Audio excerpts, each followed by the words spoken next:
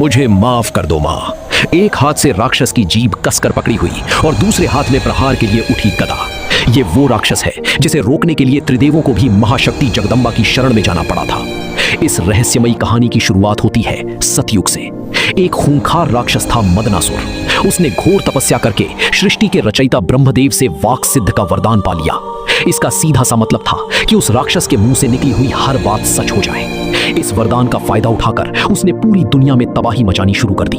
जब पूरी सृष्टि पर प्रलय का खतरा मंडराने लगा, तब जगत के पालनहार भगवान विष्णु ने उसे रोकने का फैसला किया।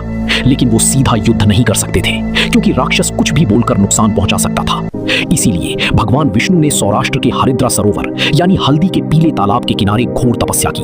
उनकी पुकार सुनकर उस पीले जल से एक महाशक्ति प्रकट हुई। पीले वस्त्रों में सोने की तरह चमकती मां बगलामुखी सरोवर से प्रकट होते ही मां बगलामुखी सीधा मदनासुर के सामने पहुंच गई। इससे पहले कि वो राक्षस अपने मुंह से कोई श्राप निकालता, मां ने तुरंत आगे बढ़कर उसकी जीभ कसकर पकड़ ली, क्योंकि उसकी सारी शक्ति उसकी जुबान में थी। जीभ पकड़ते ही उसकी शक्ति खत्म हो गई और वो कुछ भी नहीं बोल पाया। जैसे ही देवी ने उस पर वार करने के लिए अपनी गदा उठाई, राक्षस ने मन ही मन मां से माफी मांगी।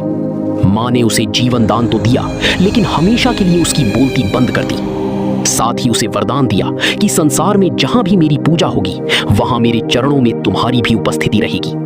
तो कमेंट में पूरे विश्वास के साथ लिखें, जय मां बगलामुखी।